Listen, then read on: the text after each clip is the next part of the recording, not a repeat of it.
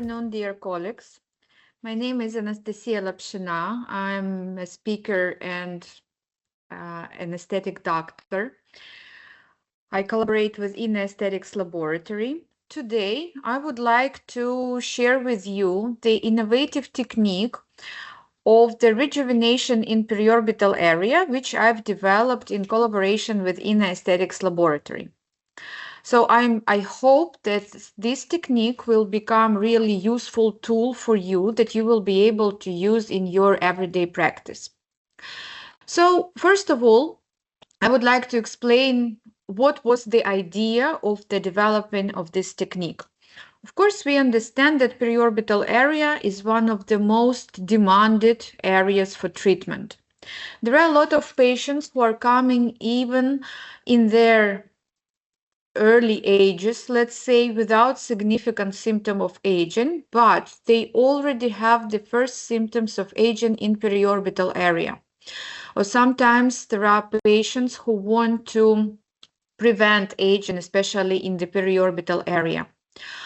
Of course, that is because of some anatomical aspects of the periorbital area, which we will discuss with you today on this webinar.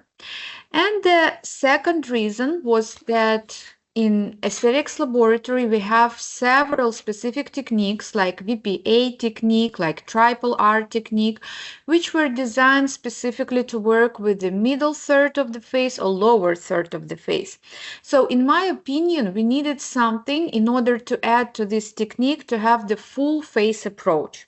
And that is why my idea was to create RI technique, a specific technique which will give us the opportunity to improve the quality of skin in periorbital area, to restructure periorbital area, but without adding volume. So now we will see how we can do it, but before discussing the technique, I would like to discuss briefly the main anatomical features of the periorbital area. So one of the main differences of this area with the other areas is that there is almost no subcutaneous fat in the periorbital area. That is why the skin is like lying on the very thin muscle. The muscle have three parts. The inner part, which is located over the tarsal plate, the middle part, which is situated over the intraorbital fat, and the outer part, which is the biggest one and which is positioned over the orbital bones. And in the upper part, this muscle is interfering in the fibers of the muscles of the forehead. Of course, periorbital area also have supporting structures, which are mostly the strips of cartilage, the tarsal plates, and tendons, and really small ligaments. Also, we know that under the skin, there are fat compartments. This is something that is really important, because these fat compartments can be the reason of the herniation of the periorbital area. So sometimes we really have the patients who are coming to us, to the aestheticians, but in this case we have to distinguish if this patient is having a herniation of the periorbital area, and in that case we should recommend to have a plastic surgery, or at least to have a consultation of a plastic surgeon, or this is just a swelling of the periorbital area. So there are specific methods how we can understand what is that exactly, but you can see that the structure of the infraorbital fat is rather simple. In the infraorbital area, we have three fat pads, and sometimes even through the skin, we can distinguish every fat pad. Why is it happening? why sometimes there can be a herniation, why sometimes we can see these fat pads under the eyes. If you will pay attention on the orbicularis retaining ligament, what means retaining ligament? It means that this ligament starts from the periosteum and goes with its fibers through all the layers of the face, and at the end it's protruding inside the skin. So normally it's like a supporting structure which is holding fat pads. But with the age, because of the gravitation, sometimes because of the swelling and rough fat pads, this ligament from the horizontal position can change its position to vertical. So it goes down, which means that it's not supporting this area anymore. And in that case, we really can see some protruding fat. So what we can do with that patient? On one hand, we can support the ligament while placing the filler, some substances like filler, under the ligament, which will again return its horizontal position. Also, of course, we can do something with the fat pads, like I've already mentioned. We can recommend a plastic surgery if there are really indications. But today we will mostly talk about how we will prevent the situation of the aging of the area, how we can strengthen the area in the projection of the ligament in order not to have the problems when the ligament is going down from the horizontal to vertical position. Which changes usually we can see with changes happening in the periorbital area? Of course, first of all, we can see the changes regarding the skin, because the skin is very, very thin in this area. And of course, with the age, it loses collagen and elastin, and it will lead to even more thinning of the skin in this area. It's wrinkling because of the mimic activity of the orbicularis oculi muscle, of the mimic activity of the which offers mimic wrinkles. It can be also hyperpigmentation, not just because of the sun damage. Sun damage can be one of the reasons, of course, because of the sun exposure. We can have some kind of hyperpigmentation in periorbital area because it's really very sensitive, very delicate, and very thin. But on the other hand, sometimes we have the pigmentation which is caused by hemosiderin, like the bluish hyperpigmentation because of the thickening colors. It can be also like not the pigmentation issue, let's say, of the periorbital, that is very, very, so it means muscle under the skin. So in of course, we do not have to do specific aesthetic treatments. Normally, just makeup or camouflage in this way will help. So as for the muscle dynamics and different kind of the wrinkles, what would be the main approach in this case? That would be the indication for botulinum toxin injection. The other reasons of the aging of the periorbital area can be fat redistribution, especially volume loss in the middle third of the face. That is how middle third of the face can influence periorbital area. It can be the descent of fat. Of course, it would be bone changes. So talking about the deep changes and deep structure, that would be bone changes which are associated with the resorption or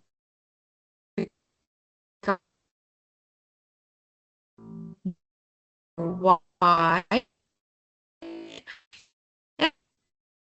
and resorption of the zygomatic of the brows. Okay, you can hear me? So the terminology. Now we understand everything what is happening with the periorbital area and factors which are leading to the young periorbital area. What would be the main symptom with which the patients will come to us? Here you can see several groups. Let's say patients usually confuse it. So for most of the here is a tear through, but we have to understand that it's not like that. Here we can see a tear through which is located medially from the medial canthus of the eye, and it goes just for, I don't know, 2 or maybe 1.5 centimeter in this area.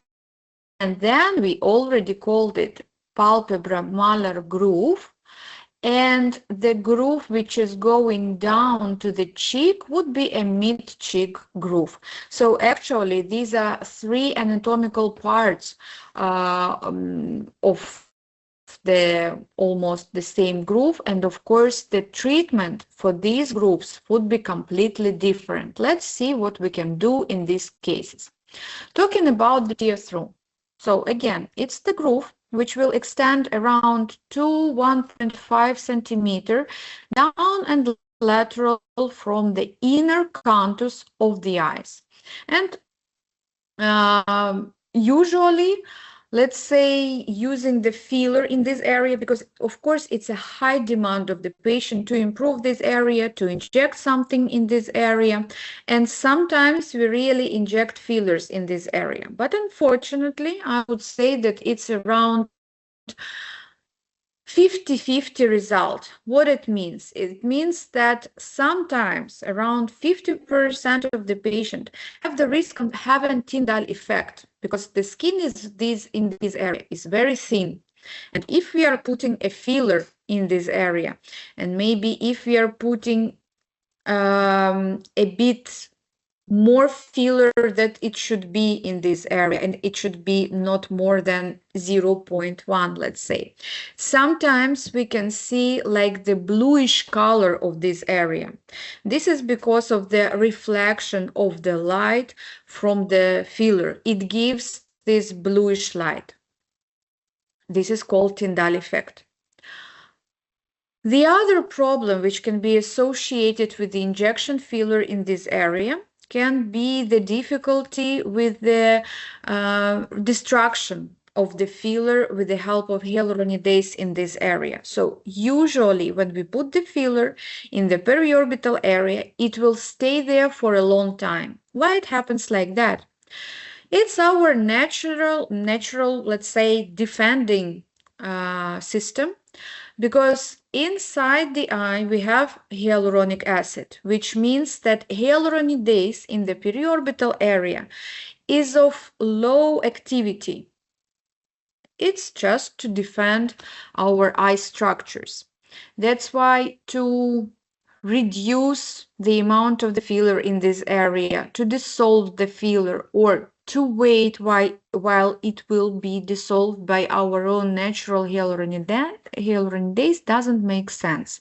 It will stay usually longer in this area. That is why filling tear through is always some kind of a risk of Tyndall effect or some complications like overcorrection.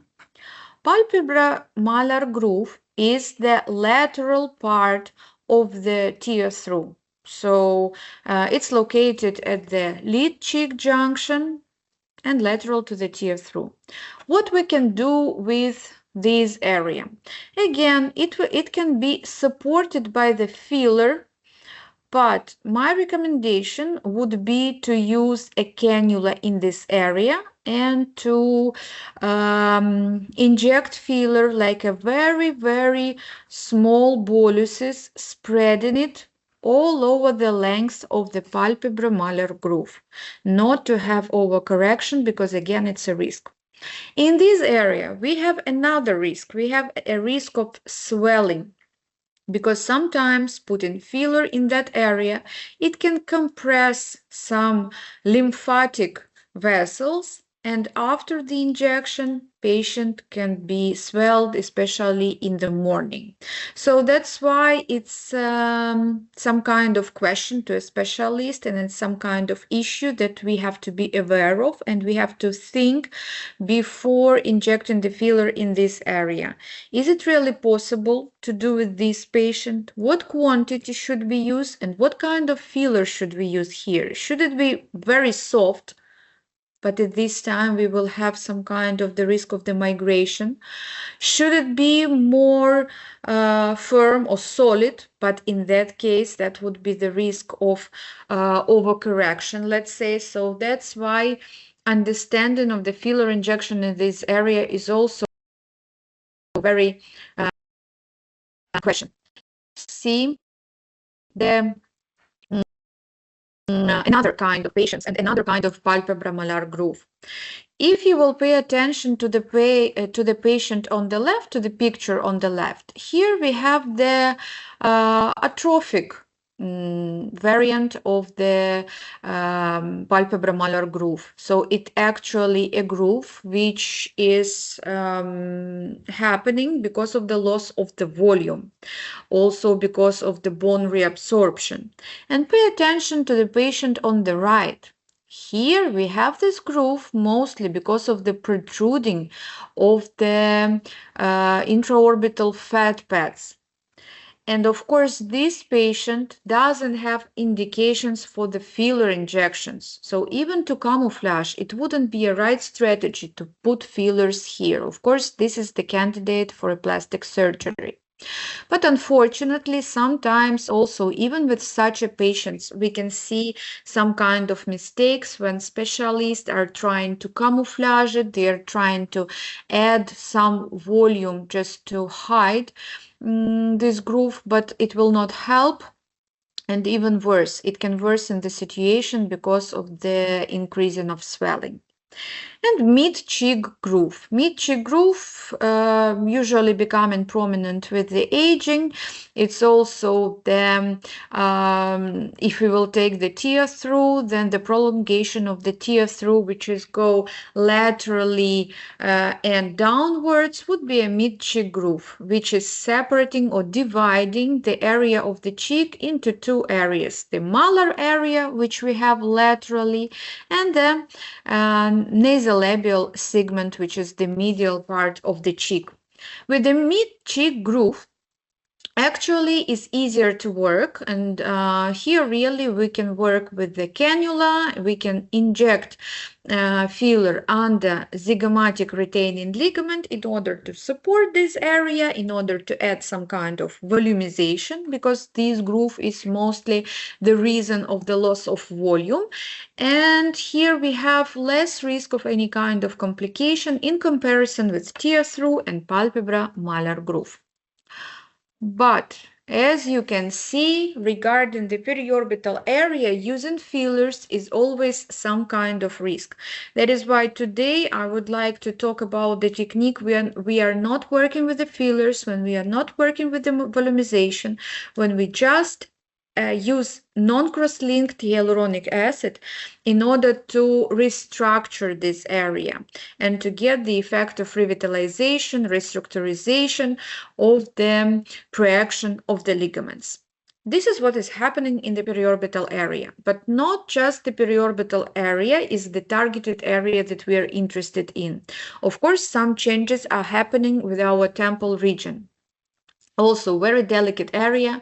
We know that the skin is very thin in the temple region. The subcutaneous fat is very thin in the temple region. Then we have the superficial and deep temporal fascia. Only under them we will have the muscle and periosteum and bone. With the temple region, with our eye technique, we will work with the cannula.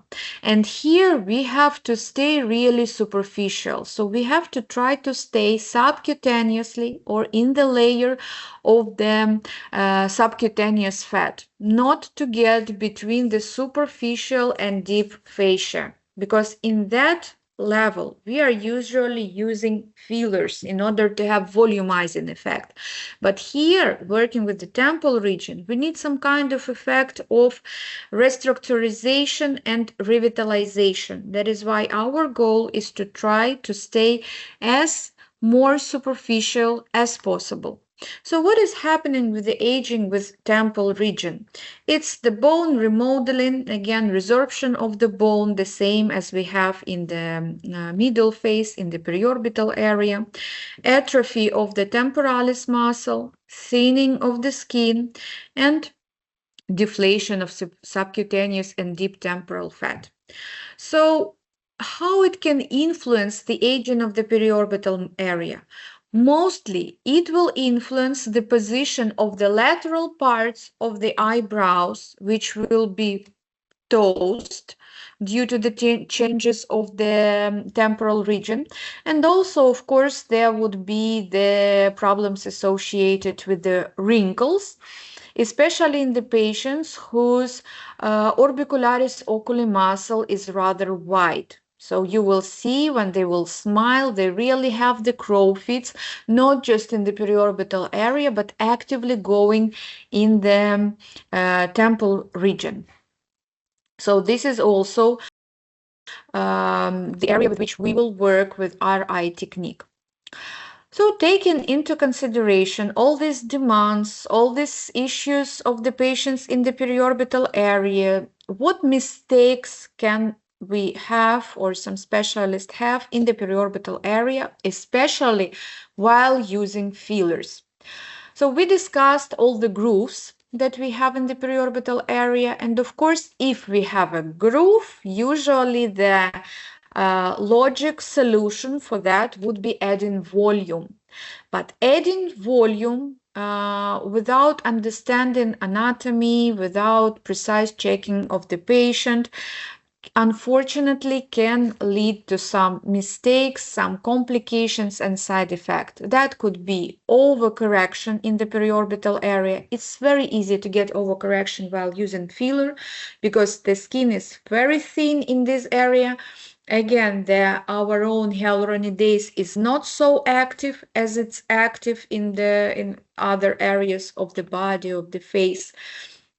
That can be the risk of migration if the filler was chosen incorrectly. So sometimes while using really very soft fillers or placing them superficially, we can get the effect of migration. It can be edema with the overcorrection, for example. If we use more filler than it should be, it can cause some kind of swelling in the periorbital area. Or let's say if the patient is already prone to swelling, then the risk of edema after the treatment is really very, very high. And Tyndall effect that we already discussed with you, which can happen because of the placing of the filler under the skin, which is extremely thin, and when it will reflect the light, it will get like the bluish color in the periorbital area. So taking into considerations all the risks and all the complications and mistakes that we have sometimes in the periorbital area, my idea was to offer really safe and simple technique which will help to improve the quality of the skin in the periorbital area, which will help to prevent the aging in the periorbital area. So in this technique, I decided to combine the surface activation of the skin and the structural rebuilding. So you will see that we will have two phases of the technique, working more superficially for the quality of the skin and also working in the projection of the ligaments in order to reinforce the tissues in that area. What would be the main indications for RI technique? Improvement of the skin quality and smoothness of the skin around the eyes, reducing of fine lines and wrinkles, restoration of periorbital structural integrity, more open, fresh, and young look, and of course, non-volumizing lift. So one of the main advantages of this technique, one of the main peculiarities of this technique is we are not adding volume with the help of RI. So this is not injection of the filler.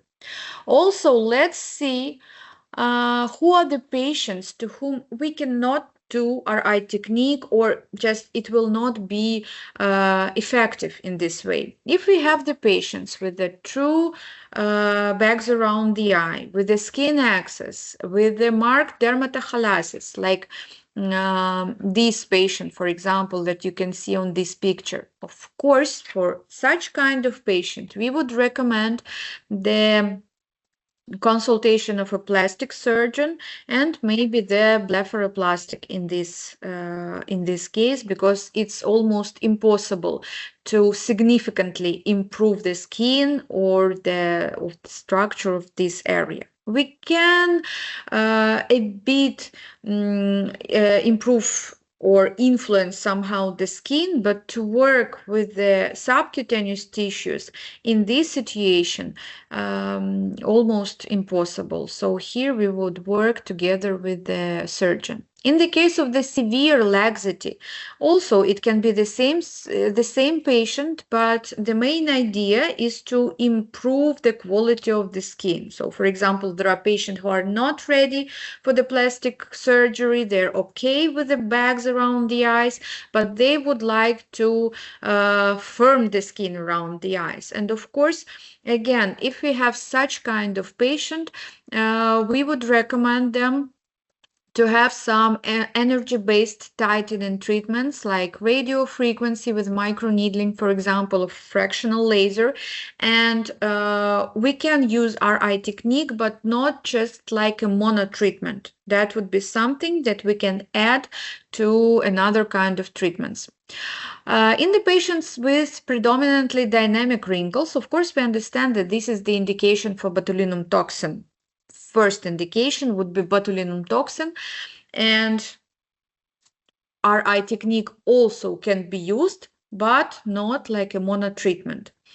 What should we do? Sometimes there are questions. In case we are using botulinum toxin, what would be the first treatment? What would be the next treatment? My recommendation would be first to start with the RI technique, to use polynucleotides and hyaluronic acid, and like the finishing treatment would be botulinum toxin to block the activity of the muscles.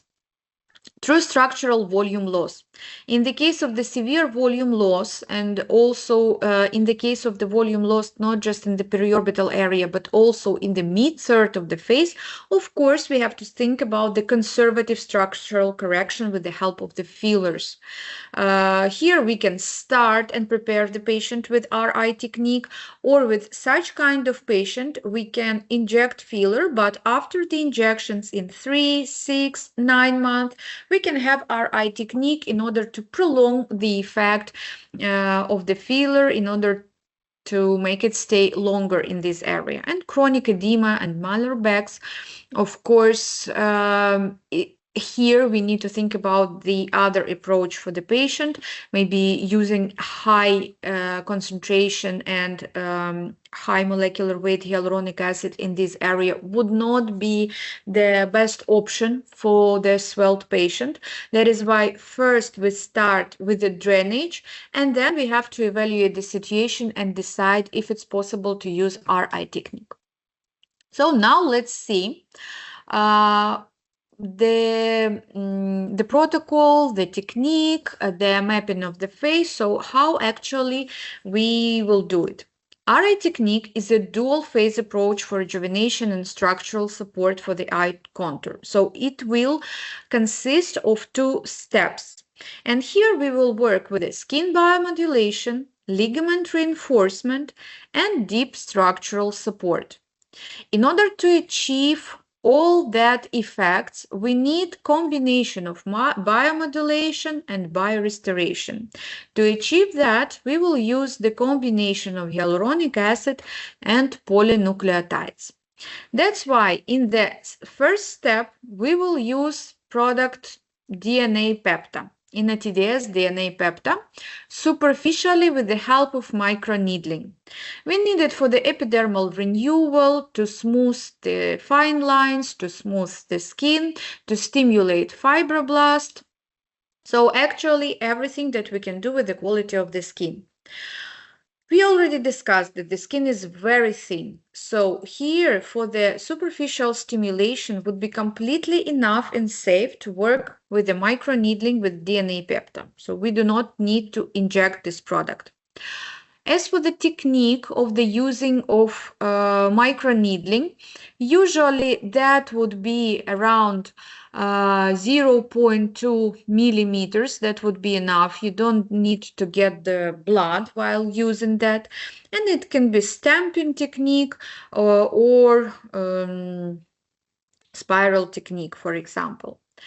Let's remember what is DNA peptide, what ingredients we have inside. We have here PDRN, complex of peptides, glutathione, and hyaluronic acid.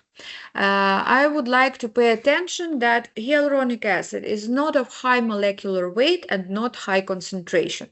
This is also important because after we will use the product with a high molecular weight of the hyaluronic acid of high concentration. That is why here we need a balance. So these two products can be combined together in one treatment. And of course, the main ingredient that we have here is PDRN or polydeoxyribonucleotides. Just recently, we had a webinar about DNA peptide. If you still didn't see it, I recommend you to watch the webinar because there we have a very detailed explanation about the action of the polynucleotides. Here, I would just like to say that there are two main mechanisms of action of polynucleotides.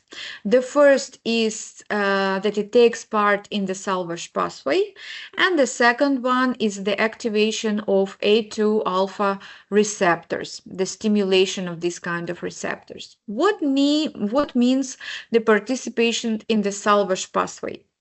Here you can see the process of the synthesis of DNA. So every time during the proliferation of the cell, when the cell is dividing and from one cell we are getting two cells, happens the process of synthesis of DNA. And from one DNA, we need to get two DNA.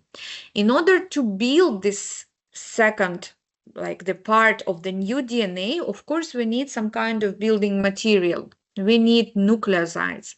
In order to get the nucleosides,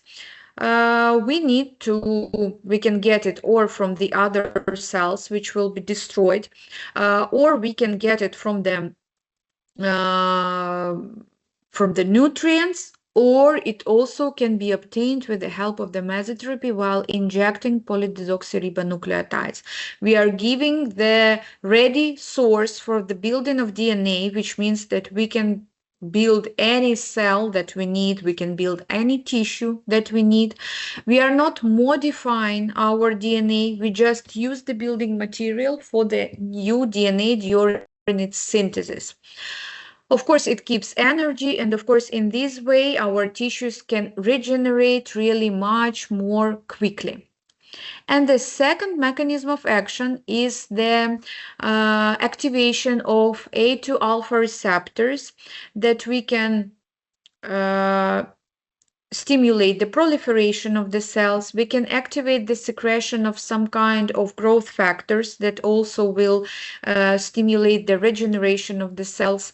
And we can low down the inflammation, which is extremely important in the case of inflammaging, one of the reasons of the aging of the skin. It's also extremely important in the case of hyperpigmentation in the periorbital area. So with the help of polynucleotides, we also can get some kind of lightening effect while decreasing the levels of pro-inflammatory cytokines like interleukins. That was the first step, which is superficial using of DNA peptide based on the complex of peptides, glutathione, and hyaluronic acid. And the second step would be a targeting deep anatomical structures technique. For that one, I'm recommending to use moist And it is recommended to use moist in the area of the projection of the ligaments. Why it is so important, and what are the facial ligaments we are talking about? Of course, we are mostly interested in the retaining ligaments. Already in the beginning, I've showed you that the retaining ligaments are those ones which are starting from the periosteum, from the superficial layer of the bone, which are protruding all the layers, subcutaneous fat, muscles, mass, everything, and protruding its fibers to the skin. It's not possible to rejuvenate the ligament with the help of hyaluronic acid, but it's possible to rejuvenate the area of the projection of the true ligament while improving the quality of the tissues in that area, which is retaining area, which is the area which is holding, let's say, all the structures. We will, of course, get some kind of lifting effect. We will prevent the aging in this area, and of course, it will really give us the effect of more fresh, youthful appearance. So again, we just biomodulate the projection of the ligament. We are not injecting filler under the ligament. We are not volumizing this area. We are not supporting them with the volume. We are working for the biomodulation of the area around the ligaments, which is completely safe and can be used for every patient, even patient who is prone to swelling. So now let's see precisely how we will inject moist, and also I will show you why we've chosen moist for this technique, and how we will use microneedling with DNA peptide. So for periorbital area, we will need just 1 milliliter of INNATDS DNA peptide. We do not need all the vial, like 2.5 milliliters. It's really a good news, because for the whole face, you can use the whole vial, but for periorbital area, just 1 milliliter. And usually when patient is coming, like I've said in the beginning, they never come just for some area. Let's have a treatment in the mid-face area. Let's have a treatment in the periorbital area. No, of course, they want to have full face approach. That's why you can use microneedling all over the face with 1 vial of DNA peptide, but for the periorbital area, you will use 1 milliliter from this vial. Microneedling, we would apply rather superficially with a depth of 0.2 millimeters. So we do not try to get the blood. We do not try to be deeply in the dermis. The epidermal level would be completely enough, and the product will be absorbed. And for such a delicate area, for such a thin skin, it also would be completely enough. And then we will inject moist. We need 1 syringe of moist, because per each side we will use 1.5 milliliters of moist. And I will show you the injection technique, how we would inject it. First of all, I would like to explain why in this case we are using moist and what are the main advantages of this product. As you know, moist is a product based on hyaluronic acid, pure hyaluronic acid without any other side ingredients. Here we have the concentration of hyaluronic acid 1.5%, which means that we have 15 milligrams per milliliter, and we have 3 milliliters, which means that we have 45 milligrams of hyaluronic acid of high molecular weight. The main indications for using moist or hyaluronic acid of such kind would be the improvement of skin quality, skin hydration, moisturization, working with the fine lines. So actually this is the great product which you can use all over the face. But I've chosen this product because we are working with a very delicate area. And my idea was to have both stimulation and hydration in this area, and not to have any kind of side effects like when we have while injecting injecting very high molecular weight in periorbital area when the papules can stay for some time. So with the moist, you will not get any kind of these risks at all. Here, I would like to pay your attention to the molecular weight of the product, which is 2.3 million Dalton, which is rather high molecular weight. But for the periorbital region, that would be completely enough. I mean, here, I do not need Bidens, which contains 4 million Dalton hyaluronic acid. I would prefer to use Bidens in the mid-third, in the lower third of the face, but for the periorbital area, moist would be completely enough. We already had several webinars about all the features of hyaluronic acid, about all the features of Innoaesthetics products. So here I would just like to highlight the main activity, the main effects which we can get after using of hyaluronic acid. We perfectly know about the effects of moisturizing, lubrication, hydration, but hyaluronic acid is also a stimulating molecule. So with the help of hyaluronic acid, as well as with polynucleotides, we will stimulate the differentiation, proliferation of the cells, especially fibroblasts. So in this way, with the using of hyaluronic acid, we will stimulate the synthesis of our own natural hyaluronic acid and synthesis of collagen and elastic. Also, it works like external cytoskeleton, and what is most interesting, that hyaluronic acid of the high molecular weight has anti-inflammatory properties. So I've already mentioned that with polynucleotides, you will get some kind of lightning effect because of the decrease of the activity of inflammatory regions.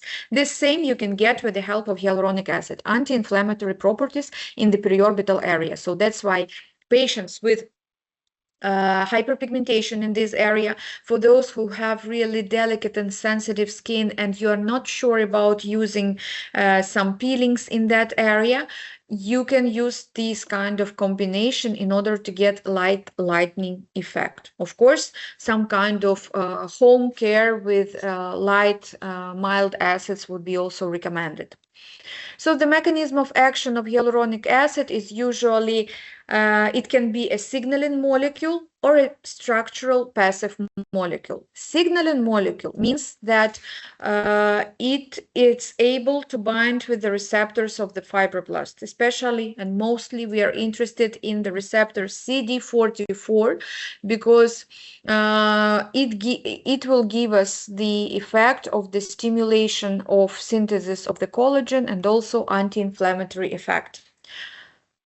I think that there is no sense to explain that hyaluronic acid is really one of the most used ingredients in aesthetic medicine. I think that all of you understand perfectly well the main advantages of the hyaluronic acid. It's biodegradability. It means that it's completely safe, even if we get some kind of side effects or complications, especially while using cross-linked hyaluronic acid. We have antidote. We have hyaluronidase, with the help of which we can dissolve, we can destroy hyaluronic acid and improve the situation. Biocompatibility, as we have our own natural hyaluronic acid, it means that while injecting hyaluronic acid of non-animal origin, our cells will recognize it. So that is why usually almost never there is any kind of risk of allergic reaction to hyaluronic acid. High hydrophilicity, which means that it can retain and bind water, which help us to hydrate the skin. Ease of chemical modification, which means that on the market you can see so many different hyaluronic acids with different molecular weight, with different concentration, with different other kind of ingredients. So it's easy to get very, very personalized product for every patient. That is why hyaluronic acid stays a classic ingredient that we are using every day in our work. So let's see the technique and in which way we are gonna inject moist in the periorbital region. Here is something that maybe you need to make a picture, you need to make a screenshot, because here is explaining that per each vector we are gonna inject 0.1 milliliter of Innoaesthetics moist, and we will have 5 vectors. Vectors we will do as usual, like linear retrograde technique with the help of the cannula. As for the cannula, my recommendation would be to use or 23 or 25G cannula, not to use 22, as that would be rather big for the thin skin of the temporal region, and also not to use cannulas which are smaller than 25G, because again it will be the risk of the damaging of the vessels. In the zygomatic area, we will use the technique of the columns. So we will have 6 columns, which means the vertical retrograde technique. Actually, it's the same as linear retrograde technique when we are using cannula or needle, when we are injecting the product while taking out the needle. Here we will do the same, but vertically. We will put the needle just to the periosteum, and then we will insert the product while taking the needle out, which means that we will insert and inject hyaluronic acid through all the way where the ligament is coming, and also through all the tissues of the face in the projection of the ligament. Per each column, we will use 0.1 milliliter of the product, which is then we will get 0.6 milliliters. And at the end, we will inject small papules intradermally around the eyes, orbital ligament area. That would be 8 papules, and each papule would be 0.05 milliliter, which in general will give us 0.4 milliliters. So for one side, we will use 1.5 milliliter of the product, and we will use 1 syringe for both of the sides. Again, columns, that would be the retrograde, linear, vertical injections in order to create the supportive structures of hyaluronic acid along the ligaments, like to create a scaffold in this area in order to hold it. Vectors, which will be done with the help of the cannula, subdermally in the area of the subcutaneous fat in the temporal regions, and papules, like a superficial stimulation for the skin, additionally to the stimulation with polynucleotides. In order to have this technique, we need first to map the face. It's very simple, because here we will need just 2 lines. The first would be the vertical line, which will start from the eyebrow, from the end of the eyebrow, or from the lateral part of the orbit, and going perpendicularly to the mandibula.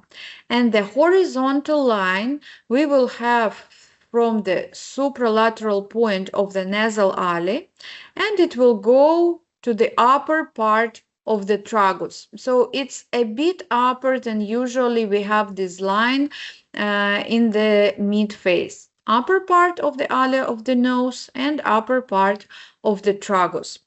Here we will place 3 points in the lateral part with the interval 1 centimeter between each point, and we also have 3 points that, in order to understand where we will put them, we need to build the vertical line starting from the lateral canthus of the eye, then lateral limbus, and the mid-pupillary line. Very easy. mapping. Here also the scheme of the technique. Here you can see that we are injecting moist in the columns, vectors, and papules. And also don't forget that we are working with the DNA peptide with the help of the microneedling in the periorbital area. Now I would like to show you the video, because with the help of the video it will be much easier to understand how the technique is done. It's not difficult at all.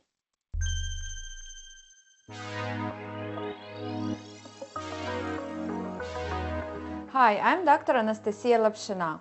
I've created RI technique in collaboration with Innoaesthetics, a two-phase layer-based approach for periorbital rejuvenation that improves skin quality and support without adding volume. Phase 1 comes first. I perform microneedling with DNA peptide.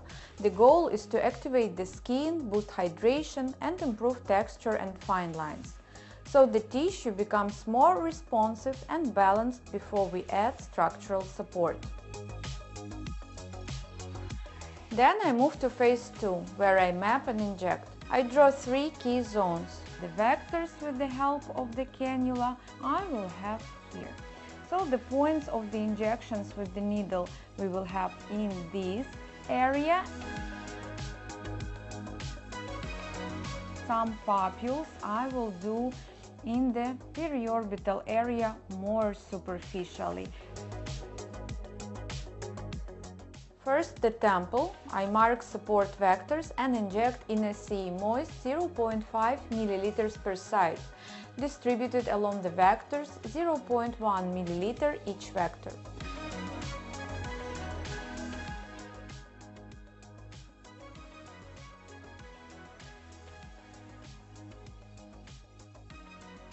Second, the zygomatic ligament area. I inject vertical columns with Innoaesthetics moist in small retrograde lines, 0.6 ml per side or 0.1 ml each column, to reinforce support without heaviness.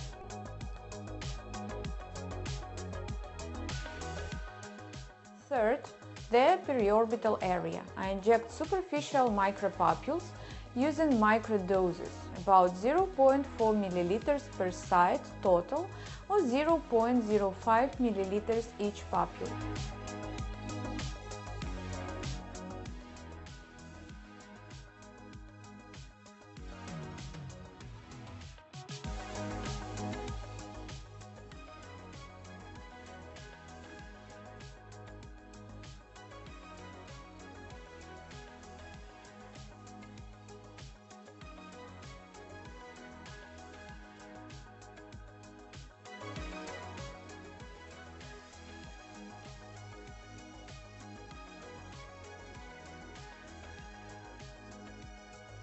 The result I'm aiming for is smoother, brighter periorbital area and more rested look with natural feel. The protocol can be repeated as a course and then maintained depending on the patient's needs. And also I would like to share with you the results of the technique. So here you can see the patients after 3 sessions of RI technique. In this case, especially pay attention to the tear through, to the palpebral groove. You can see that this junction is much more smoother, so the grooves are not as deep as it was before. And in this patient, it's especially interesting to see the improvement regarding the quality of the skin, because the crow feet and superficial wrinkles in this area are less visible. We also can see some kind of lightening effect, but without using any kind of specific lightening products. So I think it's really very nice for such kind of patients.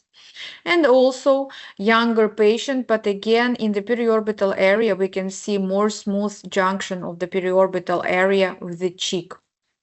Again, the same patient which we've already seen, but in the lateral perspective, where we see a significant improvement in the tear through, in the palpebromalar groove, without adding any volume. So this is something that, from my point of view, is really important, that we don't have any kind of risk of swelling, overcorrection, unnatural look, but at the same time we can get really nice result just with the help of biomodulative properties of hyaluronic acid combined with the restructuring properties of DNA peptide. So I really hope that this technique will help you to give perfect results to your patient, that they will be satisfied, that you will be able to combine RI with the other techniques that you are using with the face in order to have full face approach for the patient. And now I am ready for your questions. How long will the result last?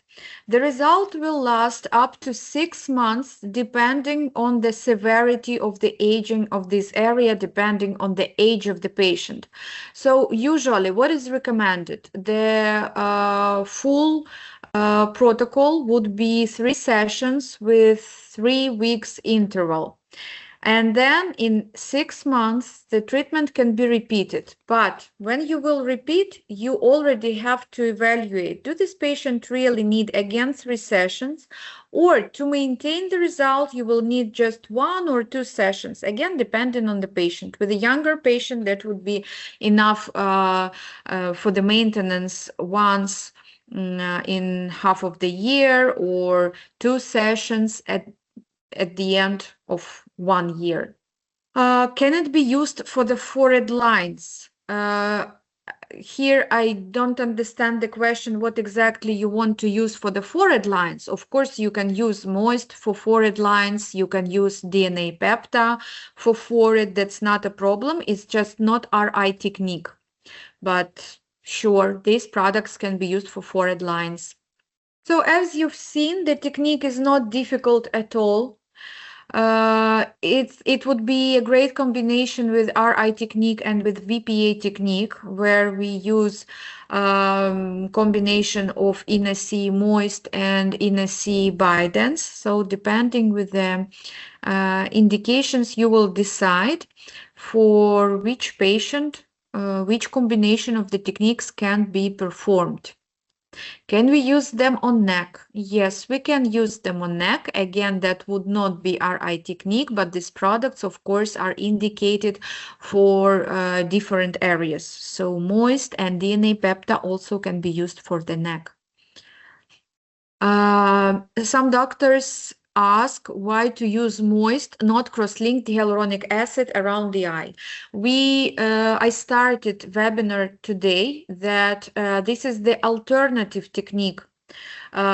This is the technique without volumization. This is the technique in order to restructure the periorbital area, not to volumize it. That is why in the case when you have a patient really with a significant loss of volumes, especially in the, not just in the periorbital area, but also in the mid-face, then that would be the patients for the fillers injections. But when you need alternative, when you already have patient with the fillers, but you want to improve the skin in the periorbital area, when you want to prevent aging of periorbital area and you do not want to use fillers, when you want to avoid any kind of complications which can be associated with the injection of the filler, which I showed during the presentation, then RI technique would be a great alternative for you. The depth of the microneedling on the neck also would be 0.25 millimeters. Can DNA peptide be treated at the periorbital area with injections or microneedling? Well, in the RI technique, I use microneedling because later, as you could see, I will inject Innoaesthetics moist. So I need DNA peptide for the more superficial stimulation of the skin, and the skin is really very thin. And later I will inject moist. But Whether to inject DNA peptide or to use it with microneedling depends with the regulations in your country about the certification of the product. Can this improve eyelid hooding, same protocol, or do you need more sessions? Well, in that case, that would be minimum 3 sessions, but still, I've showed you the pictures when you see the significant laxity of the skin, and there you have to evaluate. Do you need also the consultation of a plastic surgeon? Maybe this is the indication, because if the patient want to reduce the skin for, I don't know, 0.5 centimeters, then of course this is not the indication for RI technique. But RI technique in that case, in that patient, can be used to prepare him for the plastic surgery, or during the rehabilitation after plastic surgery. Such kind of technique also can be recommended. Can we not use microneedling DNA peptide before injection? In that case, you are losing some kind of the stimulation effect with the help of polynucleotides. So this is the technique is the combination of bioregeneration with biomodulation of hyaluronic acid, and in this way you will not get the effect, or you will get less the effect of the improving quality of skin. And with the superficial wrinkles, of course, microneedling with DNA peptide is the main approach. If you want to combine technique with any kind of feeling in the periorbital area, that would be possible. The only thing is you have to understand that sometimes having some swelling after the treatment. So here you have to understand that you injected more product, that you use more techniques, and sometimes the time of the rehabilitation would a bit more, but still it's off-label, let's say. It would be your kind of interpretation of the technique, but that is possible. It's something interesting. Why not? Sure. What time between the sessions? Between the sessions, we would have 2-3 weeks normally. After the treatment, we will have the skin repair that we have after any treatment. Skin repair is the cream for the regeneration and calming the skin after mesotherapy, filler injection, peeling. Yes, the recording will be sent to you, so you will have the video. Which are the possible side effects? Is the risk of swelling. So the main unpleasant side effect that you can get can be the bruising, especially in the area under the eyes, because we are injecting the needle deeply, so it goes through a lot of layers, it goes through different tissues, and unfortunately it's almost impossible to predict if you are damaging any blood vessel, if you are damaging a capillary. So this is the worst that can happen, bruise, but that's all. There are no any kind of risks like we have in the case of fillers. As for the swelling, also you are not get the swelling effect. This is, let's say, the advantage of this technique, because with the injection of filler, in the case of overcorrection, in the case when it influences the lymph drainage, we can get swelling or edema really long lasting after filler injection. But here, as we are injecting not cross-linked hyaluronic acid, there is no risk of swelling. Maybe 2 hours after the injection, but that's okay. A bit redness, a bit swelling, just because of the trauma of the injection, but not because of the product. So if you have any other questions, please, you can write them in the chat.